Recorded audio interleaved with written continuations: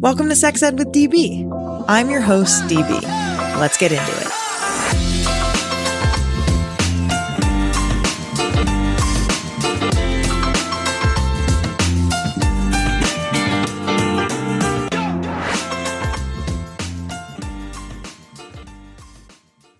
You know sex is supposed to be fun, right? We landed in Reykjavik and we're like, competition is on. We're all getting laid. I'm Billy Procida, host of the Man Whore podcast. I've been doing this show for over 9 years, and I still get surprised by the stories my guests have to share. And my date was my dad's girlfriend. Whoa, we gotta really back up. Want to know what all of that was about? Follow the Man Whore podcast wherever you listen to audio. And stay slutty.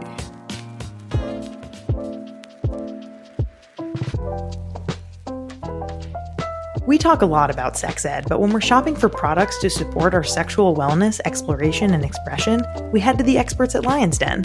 For 50 plus years, Lion's Den has been a leader in adult products. Whether you want to explore a new kink or add a little romance to your evening, Lion's Den has something for all. Each location is brightly lit and staffed with the very best experts in pleasure, passion, and romance, so you can feel comfortable and confident in your purchases. Lion's Den is offering our listeners 15% off your purchase in-store and online using code SEXEDWITHDB at lionsden.com.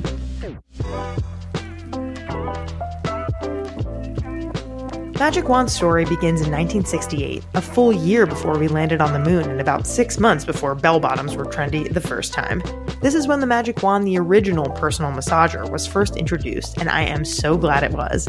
No one expected that this unassuming device would soon become one of the world's most recognizable products.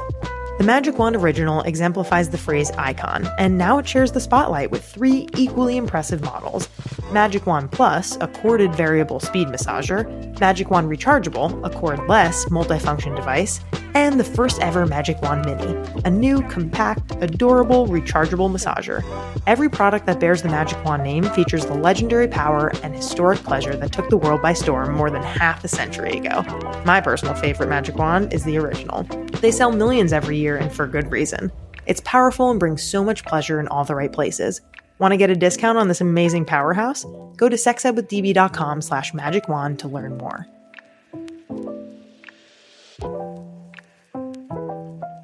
I'm about to get personal here, so listen up. I'm going to tell you a fun fact about me that you definitely didn't know. The lube that I use most consistently is Uberlube. I really mean it. If you were here with me right now, I'd tell you to go over to my nightstand drawer and tell me what you see. That's right, you would see a bottle of Uberlube. If you've never heard of Uberlube, let me tell you about it. Uberlube is a silky smooth silicone-based lube recommended by leading doctors, and its body-friendly ingredient list makes it widely used by people with sensitivities to lubricants. Another amazing thing about Uberlube is that it doesn't leave a sticky residue like water-based lubes do. It lasts for a long time and doesn't stain clothing or bedding. I have 3 bottles of Uberlube on my bedside table right now, ready when I need it. If you're someone who wants to feel more pleasure in the bedroom, use code SEXEDWITHDB for 15% off at Uberlube.com. Trust me, it's amazing. Hello. Welcome back to another episode of Sex Ed with DB. Today I am joined by the wonderful Dr. Wendasha Jenkins Hall. She is also known as the Sensible Sexpert on Instagram. She's a dynamic sexuality expert who provides a fresh, shameless take on love, sex, and relationships, and helps women and femmes embrace their sexuality, take charge of their health, and prioritize their pleasure through shame-free and sensible sex education. We have a really fantastic time in this episode just talking all about Dr. Wendasha's background as an HIV/AIDS educator and advocacy expert, and how she got her PhD in public health, and all of the ways essentially that she works to educate specifically Black women and femmes around sexuality and pleasure. We debunk myths in this episode. We talk all about social media censorship. There are so many topics that we cover. And if you want to check her out, she is at the Sensible Sexpert on Instagram. If you want to go to her website, it's thesensiblesexpert.com. So I highly recommend checking her out. She's been seen in Cosmo, Essence, the Oprah magazine, Shape, Health. and many more publications. So if you are interested, make sure to go check out her website. And without further ado, here I am with Dr. Wendasha. Hello, Dr. Wendasha. How are you doing today? I'm doing great. How about yourself? Fantastic. It is a Wednesday. We're in hump day. Yes. And half over, half to go. And it is nice and overcast here in Oakland, California. Sunny here is in Atlanta. Okay, nice. So you have a nice day. Is it been pretty humid this summer for you guys? Yeah. It's pretty hot, in the South. So 95 Classic degrees. Yeah, that's what it is. You got to get that AC pumping. Yes. Always. Critical. Always. Yeah, I'm originally from New York, and on Long Island, it gets very muggy in the summer. So I was just always used to pumping that thing 65 and constantly running. But Dr. Wendasha, I'm really happy to have you on today. We're going to be talking all about the Sensible Sexpert, and kind of, we're going to be busting myths about Black women and femme sexuality. We're going to be talking all about the work that you do. But before we get into that, we're going to play the quick and dirty. Okay. And so I have three get to know you questions. And so the first one is, do you have a favorite book or movie that deals with sexuality or relationships? A favorite book or movie that deals with sexuality or relationships? Let's see. I will say Pleasure Activism. Good book. Yeah, it's, even though it's not a how-to book, I know that a lot of people are into that, but it really, just talks about pleasure in a way that is liberatory, right? So it doesn't talk about it as specific, like, okay, how to blow your partner's mind. It's like, no, how do we center pleasure in our lives, especially for those who do a lot of social justice work. A lot of the work that we do is heavy, it's tiring, right? Get burnt out. Yeah, you get burnt out. However, there are ways to make space, right, for pleasure and for joy, because without that, this work is impossible. So so Mari Adrienne Brown, I really love that book. So Pleasure Activism. So for those who've never heard of it or read it, check it out. But it's a great check book. It out. Yeah. Amazing. Yeah. The first thing that came to mind for me is this book that was written by a sexual health friend of mine. Her name is, her pen name, I don't know her real name. It's Olive Persimmon is her pen name. And she wrote a book called The Coitus Chronicles. And it talks about her personal experience having not had sex or like not dated, basically being celibate for like a year plus. And so she just talks about like her kind of re-entry into dating, into kink, into porn, into, masturbation, pleasure, like just, and she's very funny. So it is kind of like a humor book. It is a memoir. So if you're interested in kind of learning a little bit more about like, hey, what if I I don't want to engage with this for a while? And like, what does that look like for me? She also talks about HPV and STIs and just how like, it's important to normalize that experience. Like if you do kind of get back out there and what that looks like. So check that out too. We got definitely. Pleasure Activism and The Coitus Chronicles. But I'm wondering, if you weren't a sex educator and a doctor, what career would you be in? Well, originally, when I went to grad school, I was thinking about becoming a lawyer. So I probably would be a lawyer because my degrees are in communication. And I wanted to be a mass communication lawyer. I had these dreams of practicing in front of the FCC, so the Federal Communications Commission, all of those different things. So I probably would be a lawyer. Wow.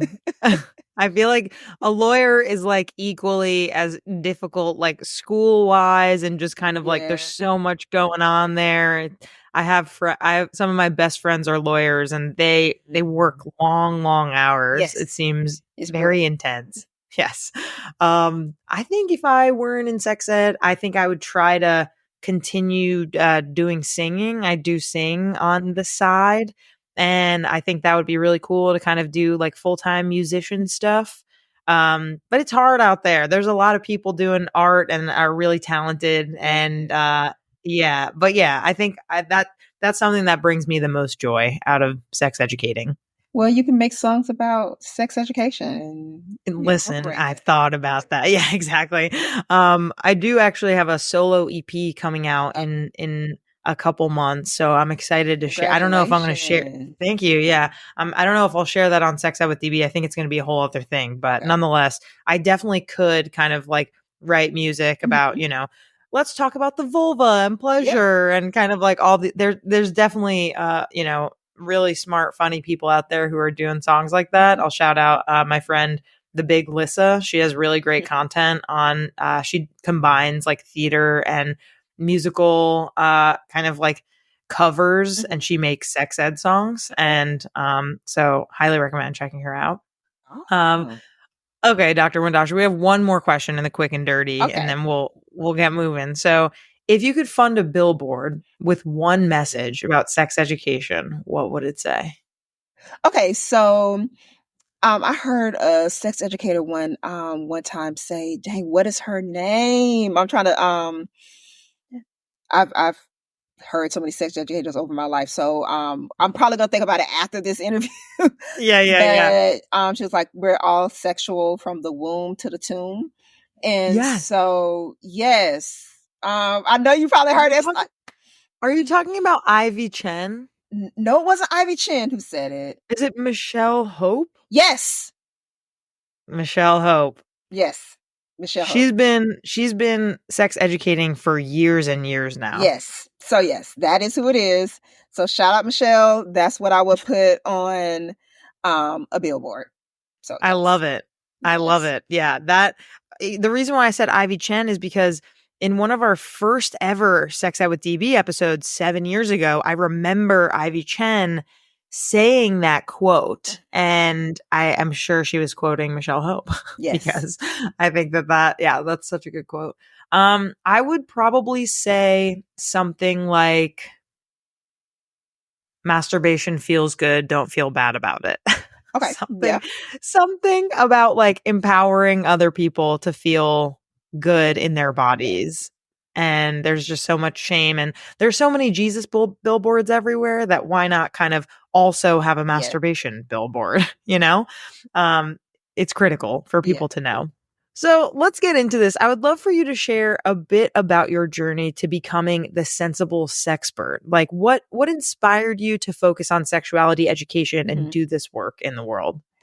So I started this work very early. So now I can officially say I started it 20 years ago, because wow. Yeah, so when I was 16 years old, so I am 36 now. So I started off as an HIV/AIDS peer educator in my hometown. So I was trained by the local AIDS service organization there, which at the time was called Big Ben Cares. And so during that training, of course, they taught us all there was to know about HIV. And it was, of course, our job as peers, right, young adults, to go out and educate our fellow peers, and also just educate the community. So that's really how I started there. And I also had family members who had passed from AIDS, and those who were thriving and surviving with AIDS. So that is really how I got that start. So really doing a lot of peer health education. And of course, that turns into, general STI prevention, pregnancy or unintentional pregnancy prevention type work. And so it just grew from there. So I really was rooted in community work, doing a lot of peer health education. I continued that on through undergrad. And then I went and moved to Baltimore, Maryland for my master's. And it was my intention, like I said, to go to law school. So I was going to I was getting my master's in communication management, and my undergrad was in journalism. So it was like, okay, after I finish this master's, I'm going to go to law school. However, when I got there, my graduate assistantship, I was placed in the counseling center. So no, I'm not a social worker, and I do not have a background in psychology, but I was assigned to help run the university peer health education program that focused on HIV/AIDS prevention and also healthy relationships. So intimate partner violence prevention, sexual assault prevention, and things of that nature. And so I got back in that work. I was doing that. And then we did a lot of stuff in Baltimore because at the time, the HIV epidemic had Baltimore in its grips, especially among gay men, queer men, bisexual men, I will say gay, bisexual Black men. When I was there, they were saying they were estimating the rates to be 1 and 2. So it was really, really, in the grips. And so really doing a lot of work there, did a lot of work with Black women, those who were formerly incarcerated. So like getting back and reacclimating into society, really doing that work with them, sex workers, making sure that they are safe, making sure they have what they need to keep themselves protected. Also those who were using injection drugs. So really, needle exchanges, all of those different things. So I was doing a lot of that work. And when I graduated, it came to a crossroads like, well, do I want to go get a law degree? Or do I want to... Where am I headed? Yeah, where am I headed? So I was like, okay, I can just get a PhD in communications. And I was like, well, is that really what I want to do? And so I took a break. I was like, you know what, I'm just not going to do anything, but just go work. And then so I went to go work for Johns Hopkins Center for Communication Programs. And that put me into international health.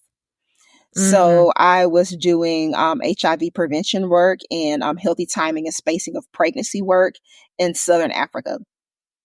So I was doing that. I got the opportunity to plan programs for tribal leaders and HIV/AIDS prevention among LGBTQIA communities in Southern Africa. So I did that work. I had the chance to travel there to Zimbabwe and South Africa and do some training and some technical assistance there. And so the work was great, but I knew that I wanted to extend my education and I wanted to come back domestic because a lot of money is in a lot of international HIV/AIDS work and sexual reproductive health work. However, I felt that there were needs here in the U.S. that were being ignored. Of course, the rates of HIV were not as, of course, what we will say high in some countries, but we still had issues here that I felt like we should address.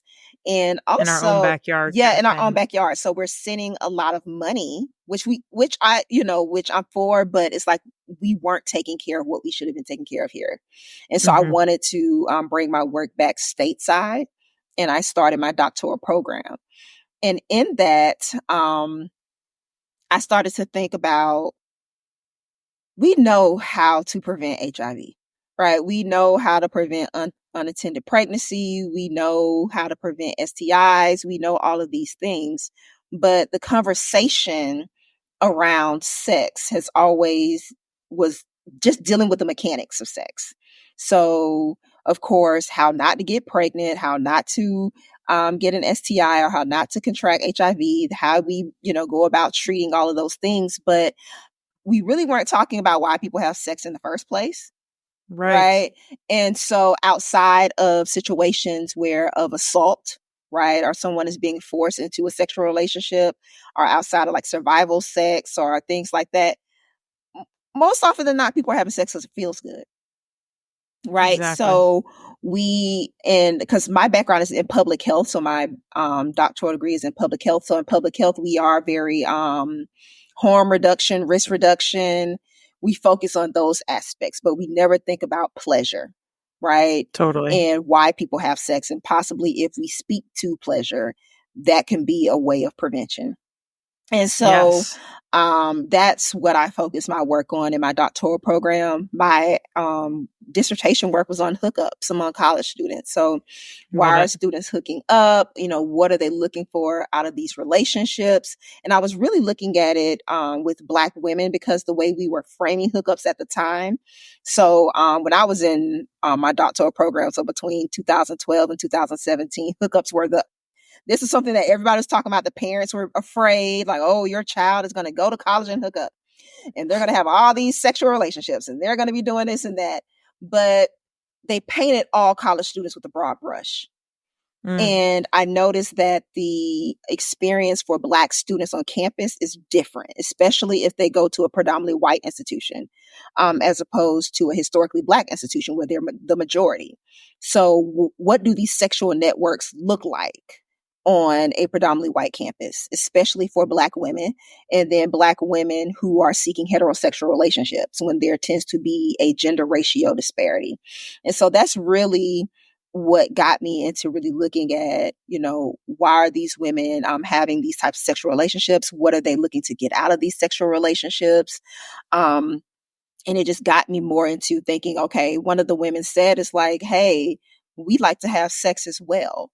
And what stuck out to me, whereas they were talking about the myth that Black girls don't like to give oral sex or fellatio, that's like, we can do it. We love to do it just as much as white girls and all these different things. And so what we started to realize is that there were these social myths around Black sexuality. There were these stereotypes around Black sexuality and Black female sexuality that really were dictating how these women were moving in their sexual lives. And so that's not where the Sensible Sexpert started. It really started after I graduated, because I noticed that in academia, we have all this work that we're doing and we publish it in journals, but that does not get to the lay audience. So what we write, like, who's reading those? Who's reading this stuff, right? And then I will read the magazines like Cosmo, Glamour, all of these different things, and they only had certain perspectives. And so I was like, okay, I feel like this is a space that I can enter to just really do some education, right? To really try to address some of these myths, to really try to do some sex education, because when we think of sex education, we think of like middle school and high school, but as adults, a lot of us need sex education, because totally many millennials and older did not get the sex education that we should have gotten in school. And so really, it was really my idea to just try to tackle some of this and try to just have real conversations and real discussion. So that's really what it was out. Like, I was a fellow at the CDC and like the Division of HIV/AIDS Prevention. And so I was like, hey, why not do this? Because this work is not going to come out of the CDC. So this is certainly not. Yeah. So this is something that I just said, hey, why not let me get on Instagram and see where it goes? And that's really how the Sensible Sexpert was born. How it took off. Wow, that is incredible. I mean, you have such a deep knowledge specifically around HIV prevention, around public health, around research, specifically around you were talking about Black women was kind of your main research for your dissertation for hookups. And I'm wondering, busting these myths about Black women and femmes, sexuality is really this specialty of yours. Like, what you mentioned, kind of like the idea that there's this myth that Black women don't like giving oral, right? Like, what are some of the other most common myths that you come across, and how do you really tackle them in the workshops that you put on? Okay, so there are a lot of myths, right? So in my research, and I talk about that, like a lot of these myths do date back to colonial times, like slavery, about Black female sexuality, Black female bodies. And so what we have are these, what we call tropes or racial stereotypes that tend to, I will say, overshadow or try to, I'm not gonna say they dictate how we move sexually, but they do influence how Black women move sexually. So one of the stereotypes is that Black women are just overly sexual, right? So that we're lewd, that we're lascivious, that we're always wanting sex, and that we're always open and ready for sex. And that was a trope and a stereotype that was used during slavery. And that was used to justify the rape and sexual assault of Black enslaved women. And that carried on. So if you were like to go back and look at old images, like in the Jim Crow South, they will paint Black women as having the big breasts, the big butt, the big lips, all of those different things, right? And it even carried on until now more recent times where people were using high rates of HIV among Black women. They were basically using these stereotypes of the Jezebel to say that, okay, the reason why we have all of these high rates is because of our sexual nature, right? We don't know how to control ourselves. We're just out having sex with, any and everybody, different men. And, that's what the whole baby mama stereotype, like all of these things came about, right? And we even see it in our culture. So when I was young, the video vixens, all of these different things, it really was tied back to that stereotype of the Jezebel. And that's not to say that Black women cannot express themselves how they want to sexually, but we have not been given traditionally the freedom to do so without it being attached to that stereotype. Right. And and then to combat that stereotype, you have the mammy. So basically Black women and respectability trying to combat that. You have this idea of us being asexual, right? Or we take care of, we nurture, we try to shun away from all things sexual because we don't want to be looked at as being this overly sexual woman or this overly sexual femme or being, right? So it was a way to protect ourselves from these stereotypes, but it kind of backfired. So it's like you go from overtly sexual to asexual, right? And so it's like, what do you do with that? And so those stereotypes, like I said, you have it now where you have the stereotype that gives out of that of the strong Black woman who is emasculating, who doesn't need a man, all of these different things. And so when we have these stereotypes in society, it really I will say we have these scripts because they really are sexual scripts. So when we have this, it really influences how we engage in relationships, right? It influences how we see our sexual partners. And also when we think about the stereotype of the Jezebel and the mammy, we really don't have space for Black LGBTQIA folks in that, right? So of course, understanding that if you're outside of anything as being straight, you're deviant, right? And so so what does that look like? And so we have all of these, understanding. So I look at all of my stuff from an intersectional framework of like, what does it mean to be Black? What does it mean to be a woman? What does it mean to be queer? I look at myself as a Black woman from the South. What does it mean to be a Black woman in the South versus a Black woman who is, situated in different geographical areas? So those are things that I try to, deal with, because I do understand that sexual liberation looks different for everyone. And so when I try to normalize these conversations, I have all of these things in the back of my mind, right? I have all of these understandings. So when things happen, like now we have like a Cardi B and Meg Thee Stallion, and it's like, I try not to get all involved with what's going on social media, but like people always like to compare like, oh, these are, Black women who are standing in their sexuality. They're liberated. They are, owning it. But then you have people on the other side who is like, are they really owning it? Or are they just, perpetuating the stereotype?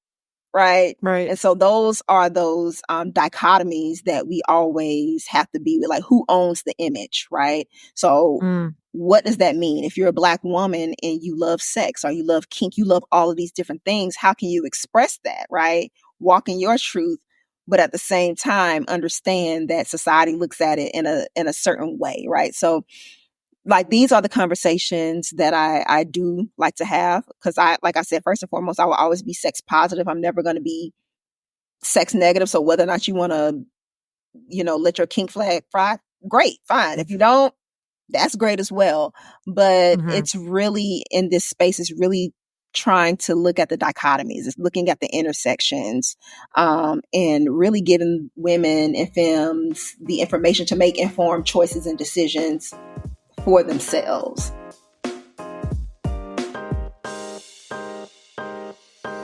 When you're traveling, you don't have access to your amazing sex goodie stash. So you start to pack your lube for sexy time in your toiletry bag. And when you open your bag back up, the lube you packed, of course, spills all over your toothbrush, makeup, and floss picks.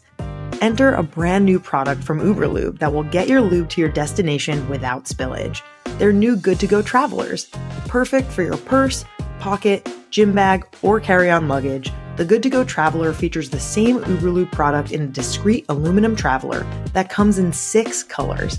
Try Uberlube and their Good-to-Go Traveler now with code SEXEDWITHDB for 15% off at uberlube.com. Ever since getting engaged to my wonderful fiance, I've been thinking about ways to keep things fun and novel between us, but I, of course, want it to feel organic. I want to be able to feel sexy and comfortable in my body while trying something new. Thanks to Lion's Den, a new adventure I've been exploring is the world of lingerie. I never really was a big lingerie girl myself, but once I started trying on lingerie that accentuated my curves, felt super soft to the touch, and made me look in the mirror and felt wildly confident in my skin, that changed pretty quickly. Plus, when I searched for what I might like on Lion's Den's website, I saw models that actually looked like me. They were curvy and thick and voluptuous, and it made all the difference to see models that have my body type. Want to join me in my new lingerie chapter? Right now, you can use code SEXEDWITHDB for 15% off your purchase in-store and online at lionsden.com. Follow them on social media at lionsdenadult on IG and TikTok for exclusive offers, deals, and giveaways.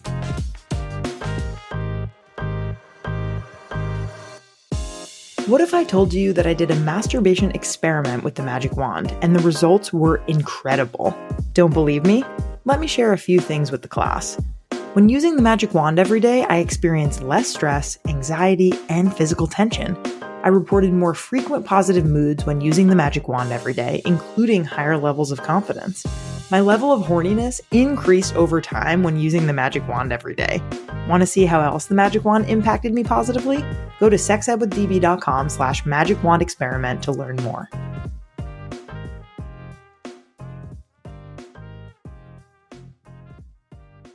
I think it's really helpful to kind of think through like how history and culture and pop culture and media and like all of these things intersect to kind of form, okay, how have these stereotypes come about, and what are ways that by talking about them, we can combat them and try to understand them a bit more, because everyone is unique and individual and different.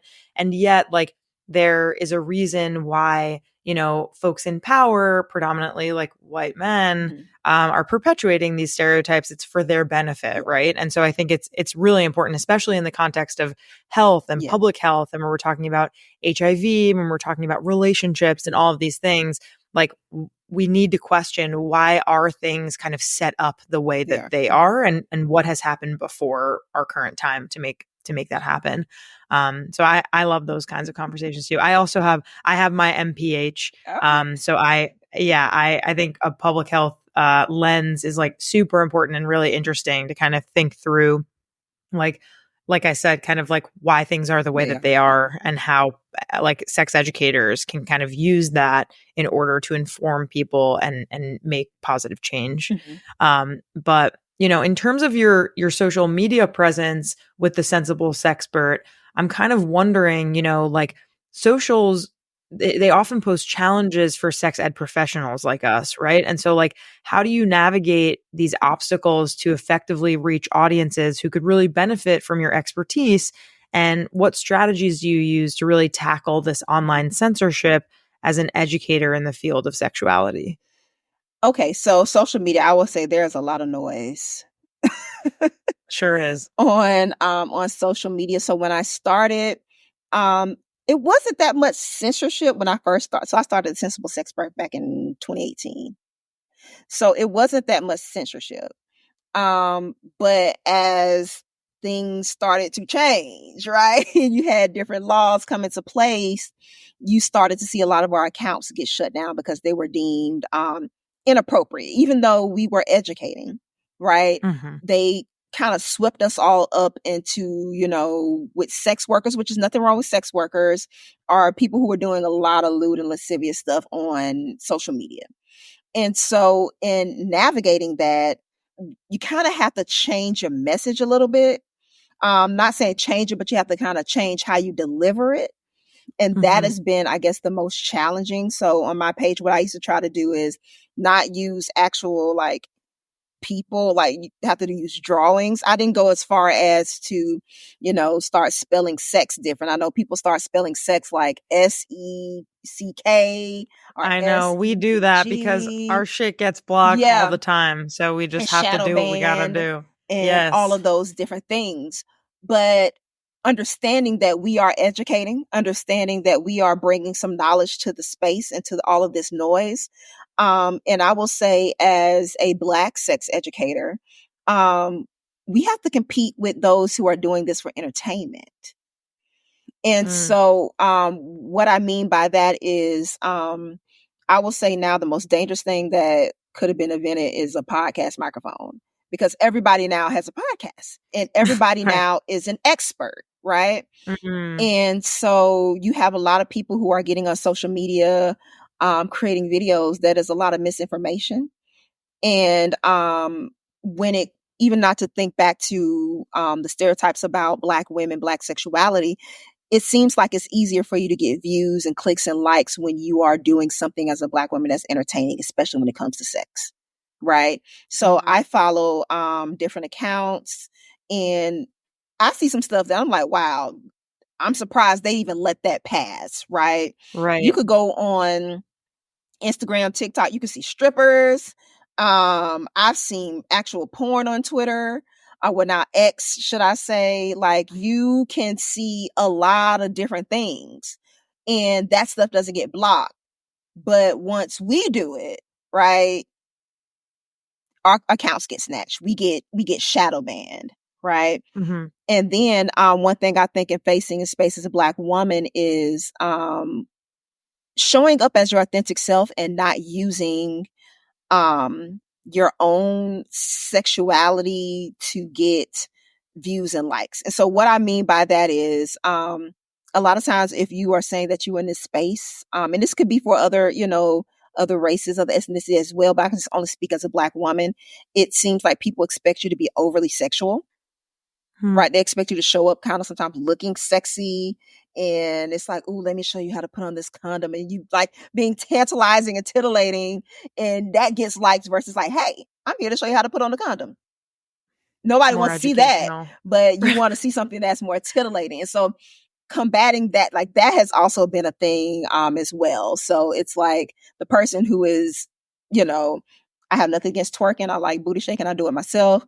But I don't feel like I should have to do that in order to get likes or views, especially if I'm giving some good information, right? Right. But so that's really what it is. It's like you said, the censorship, not getting the views and likes, because when you don't get the views and likes, the algorithm will bury your stuff, right? Mm-hmm. So people who are your followers, they'll be like, okay, I don't see your stuff anymore, right? Or you're not showing up because it's not going to the top, because you're not doing certain things to get those likes, right? You're not doing certain things to get those comments.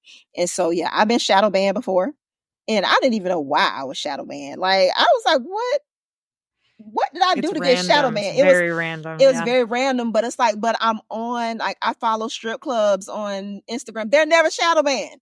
Like, so I'm like, wait, like, I literally am seeing like a person in a thong, a booty, yes. Like, bent over, like, but I'm shadow banned. Like, and so it's just, I think it's kind of, social media also has turned to like a money making machine. So it's a lot of different things, but it's an interesting place to be in. But I always tell my fellow educators is that social media is just one tool. We still have to be out in our communities. We still have to be out here doing the actual work. So that people do get the information that they need. So everybody's not going to see it, unfortunately, but we have to find other ways to make sure we, get our messages out there, really. Totally. Yeah, absolutely. Yeah. I mean, the social media, like male gaze thing, where like if it's a nude or almost nude woman, then like, oh, that passes. Like there's so many models that post bikini shots with like barely anything covering their nipples, and yet like we're like, let me tell you about HPV or like whatever we're trying to talk about, and they're like, nope, that's too sexual, that's bad. Yes. So yeah, it's shitty. But yeah, I think like for you, like you said, like we need to be out there actually disseminating this information, and you have these workshops that you put on. And I'm wondering if you can share some memorable moments or stories from them where you saw like a real impact on these participants' understanding of sexuality and empowerment. Okay. So I will say like what happened when I was actually at a conference. So it was a National Sex Ed conference. Dang, what year was it? Wow. COVID has just completely warped. So it was a little while ago. But basically, well, I will share two moments. So the first one is when I was at this workshop, and eventually, initially, should I say, they wanted me to just do a round table. And people just come up to the round table, talk to you, and move on, and all of those different things. And what happened was they were like, well, we have a last minute slot. Can you turn this into an hour-long session? Oh, and wow. So I was like, I guess. And so I had like a little under like 2 weeks to try to get this thing together because I was not prepared for it. But basically I was talking about, flipping the scripts when it came to Black women's sexuality. Right. And what we know about Black women, like, so what has been said about us, but versus what we know now. Right. So really getting into the history of, why we are where we are right now. I'm a person that's big on history. I'm a person that's big on culture. What we see in public health has a history to it, right? It's a reason why we see certain rates. It's a reason why we see certain communities impacted by different ailments, different disparities. So we have to address that. And what was amazing to me is I was only expecting a few people to show up, but it was like over 200 people in the room for that. Wow. That showed up. And that was like really eye-opening to me. And another was when I was doing a workshop for a small nonprofit in Philadelphia and talking to Black women about healthy relationships and what that means. Because in sex ed, a lot of times I feel like the relational part can get lost because we are talking about sex, how to have good sex and how to, make it pleasing and pleasurable. You're responsible for your own orgasms. But at the end of the day, sex is relational, right? And so your relationship with the person dictates a lot of times the type of sex you have and if that sex is even pleasurable to you. And understanding, especially in this day of social media and all the noise, what is a healthy relationship, right? What should we be looking for in relationships? What is the relationship we have with ourselves and our own bodies, right? And then what are we bringing into relationships with other people, whether that be romantic or platonic?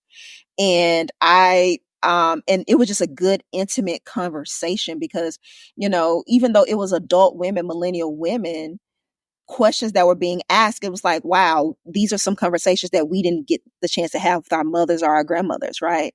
So now we are here trying to have these conversations and we are, learning by experience. Right. And so basically, how can we be better? How can we do better? How can we be healthier? How can we be more whole when it comes to our sexuality? Because I do believe that, we have to look at sexuality holistically. And so that was really a turning point for me. It's like really looking at the whole person when it comes to sex, not just what people are doing in the bedroom, but what are they doing in their day to day? How are they relating to themselves? How are they relating to people? How, our upbringings impact our sexuality, how where we live impact our sexuality, how, even where we work, all of these different things impact us sexually. We may not think about it, but it does. And so that was a conversation that turned out to be, I'll say, very healing as well. Yeah. So it was an intimate crowd. I think it was about like 15 people, but it still was a necessary and needed conversation. Yeah. And I feel like you can really see in real time, like people have realizations of, oh yeah, I didn't really realize that, or, oh, I haven't thought about that before. So it's definitely a really powerful thing. Amazing. We are moving on to segment 3 now, which is bedroom brainiacs, and we have a couple questions from Sadie, our wonderful producer, and we're going to kind of figure them out together. We're going to answer all three, and then we're going to reveal the results. I don't even know the answers to these questions, so let's figure this out together. So the first question is, number one, how many different types of orgasms are recognized in the field of sexology? And we have a multiple choice here. Okay. Is it A, 2 orgasms, B, 4 orgasms, C, 6 orgasms, or D, 8 orgasms? Any immediate reactions? So I know that it's more than 2. Definitely more than 2. Because I know you can have like also vaginal orgasms, clitoral orgasms. We got nipple, anal. Yeah, nipple and anal. I know people who can have orgasms from foot rubs. Right. Other body parts. Yeah, other like the scalp. And then so that's 6 right there. It's at least 6. So it's at least it's got to be between 6 and 8. Yeah. So do you think maybe there's 2 more that we're just not thinking about it, and it's 8? What do you think? I'm gonna say 6 because I was thinking, okay, I was thinking about male bodies, but I was like, okay, prostate, but that's still anal. You can only reach that, but you can reach it. I mean, penis is another one we haven't said yet, though. Penis. So okay, that's another one. So we can go for 8, I guess. Let's just bold it. We're gonna kind of see at the end here. So our final answer right now is 8. Let's see where we end up. Moving on to number 2. In which ancient civilization was the first known depiction of a sex toy found? Is it A, ancient Greece, B, ancient Egypt, C, ancient Rome, or D, ancient China? First depiction. I think I read that somewhere. I think it was Egypt. I agree with you. Because I don't know was why, something about, but I feel like it was Egypt. It was something about Cleopatra putting bees in something and it caused a vibration. Oh, yes. So I don't know if that was real. I don't know if that's real for the first vibrator, but I'm just but you're thinking about it. I'm thinking Egypt. I also think Egypt, honestly. Well, let's see if our intuition is correct, because that honestly was the first thing that I thought of. Okay. Number 3, what is the approximate average speed of male ejaculation? Is it A, 10 miles per hour, B, 28 miles per hour, C, 45 miles per hour, or D, 60 miles per hour? 60 is insane. Yeah, because that would burst through a condom. Just zoom right through. Yeah, like even 45 is kind of pushing. Agreed. I think it's got to be.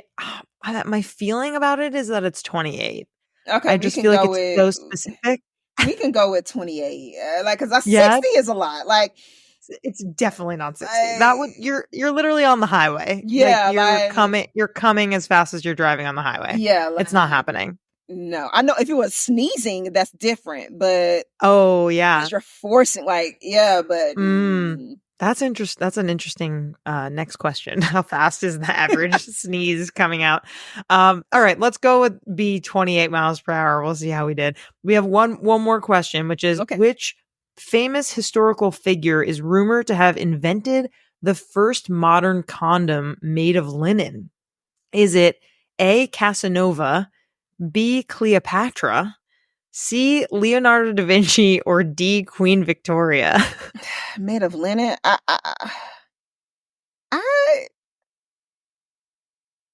Linen? Any thoughts? This is a hard one. I feel like linen can't be Cleopatra, right? Did they have linen in ancient Egypt? But I don't know why I feel like I've read a little bit about ancient Egypt and sex. I don't know why. Like something's coming up. Yeah, because I know they had ways of contraception and all of those different things. Yeah. But if they want to say linen, I feel like it's not Da Vinci. Like, this is not his lane. He's an artist. So like why is he making the first modern condom? What you said, Queen Elizabeth? Yeah, Victoria. She's not concerned with that. She doesn't care about the people. She doesn't want to be safe. I don't know what she's doing, but it doesn't feel right. Okay, then I guess Casanova. I don't know. Like, I feel like it's Casanova, honestly. okay, let's I go feel with like, Casanova. Let's go with. you know, when people are like, oh, you're a real Casanova, like, isn't that because like Casanova's like romantic, sexy? There's Yeah, something he's like there a with Lothario. that. He's like, yeah. So we'll see. We could just say Casanova. We could say Casanova. Let's give it a whirl. Listen, these are very low stakes. Okay, let's see. Oh, we got most of them correct. Okay, but because of me, we got the first one wrong, but you were right. So the answer for how many orgasms is there 6. 6. Okay. It says clitoral, vaginal / G spot, blended, which is clitoral plus vaginal, cervical, multiple, and anal. Okay, so we're just talking about for assigned female at birth. Oh, orgasms. okay. So that's partially why. But I think cervical is the one that we didn't talk about. I guess multiple and nipples not in here. That's interesting. So I guess maybe this is just like what's considered, you know, technical orgasms in the field of sexology. But we know for sure that people have orgasms in other ways. Yeah. But anyway, so that's the answer for that one. The answer is ancient Egypt. Yeah. For which civilization first known depiction of a sex toy? I do wonder if it's the bees. We gotta look that up after. The answer is 28 miles an hour for average speed of male ejaculation. It's wild. It's too fast. And D, Casanova, most famous historical figure to have invented the first modern. We did pretty good, I would say. That's like near. We almost had the 6. We were just like kind of guessing, but yeah. Okay, so that is really great. And okay, we have one more segment, which is called Booty Call. And so this is a fun question from a listener.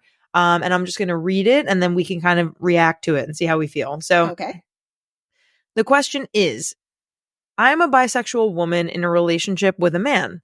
Lately, I've been struggling to stay present during sex. Sometimes thoughts of women come into my mind and I worry about making my partner feel inadequate.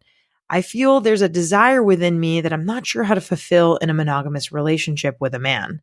How can I navigate this? Any first reactions or thoughts? So the last part is what you said, like about being in a monogamous relationship. I think this person may, before they go to their partner with this, they may need to, or I'm not gonna say they may, but they do need to sit down and really think, is monogamy for them? Right. Or do they think they'll feel more comfortable in a relationship that, you know, an ethically non-monogamous relationship? Because I know society kind of makes us feel like you have to be in, you know, one partnership at a time. You can only love one person, but we know that, you know, polyamory works for some people. So I feel like they need to ask, is that something that they want first? Dig deeper. Like, so dig deeper. And I know that when it comes to being bisexual, so I'm assuming, like you said, men and women. So it's bisexuality is on a scale, you know, and so it's not like you enjoy each, you know, well, men and women equally, right? You may be more sexually attracted to women, but more romantically inclined to want to be with a man. So like, these are things that each person will have to figure out. And I think that this is something that she needs to evaluate for herself at first. I would not first tell my partner, hey, when I'm having sex with you, I'm thinking about women. Right. Because I don't know if her partner is bisexual as well. We don't know if she is a bisexual woman in a relationship with a straight man. Because if that is the case, that can breed a lot of insecurity. Right. So I would need to know, you know, what that is, or if her partner is open to having an open relationship that's, you know, ethically established. So that's what I will say first. She needs to really have a sit down and assessment with herself and ask, okay, is monogamy for me? Right. Is this going to work for me, or am I only monogamous because this is what my partner wants? Yes. And so that's one thing that she really needs to ask, and then say, hey, I may be more attracted. I may like men. I may like spending time with men or having sex with men from time to time, but I really am, I'm more strongly attracted to women, and that is okay, you know? And so that's what she probably would think, because she could possibly be having sex with a woman and like, okay, I enjoy this, but I'm not really, you know, romantically every day inclined to be with women, and people don't understand that you can have a romance with somebody and not really necessarily want to have sex with like them. sexual, Right? Exactly. So, sexual attraction and romantic attraction is different. And so I think that's something that she would need to really think about. But that's my initial thoughts. No, I think that's great. I think I'm in complete agreement with you. I like this idea of her kind of figuring out for herself, like, okay, what do I want? What do I need? If ultimately the answer is, yes, I do want to be monogamous with this person, like that, you know, we need to figure out like some way for me to feel fulfilled. I think that like fantasy is excellent and like a really great way and should be encouraged. Like it is not illegal, or, you know, it shouldn't be frowned upon for you to be thinking of other sexual situations potentially that involve women in order for you to feel good about fulfilling that fantasy. There's also porn, there's audio erotica, there are other ways that you can kind of engage in these fantasies or these ideas. And ultimately it is up to you. But I do think that like you are a very brave listener for sharing this, you know, dilemma. I think a lot of people think and feel these things without saying them out loud or writing them to a podcast. So thank you for sharing. And ultimately, it is kind of going to be up to you whether or not you're able to continue on in this monogamous relationship. And if you eventually want to have a conversation with your partner, if you decide you want to talk about that, then that is, you know, balls in your court. But Dr. Wendasha, we are at the end of our time together. This has been so wonderful. Thank you so much for being here today. And yeah, we'll make sure to get all of your handles out there in the episode description so people can know where to find you. But do you want to just share really quickly, you know, if folks want to learn more from you, where they can get more info? Okay. So, if anyone wants to connect with me, they can go on Instagram at the Sensible Sexpert. That's where I am. I'm not yet on TikTok, but I don't know if TikTok is going to be existing anytime soon. You know, everything changes. So we'll see. True. But yeah, you can go on Instagram and find me, or you can go to my website, thesensiblesexpert.com, and you can find me there as well. If you want to reach out, contact, you know, book me or whatnot, that's where you can go. Awesome. Thank you so much, Dr. Wendasha. It was really great to meet you.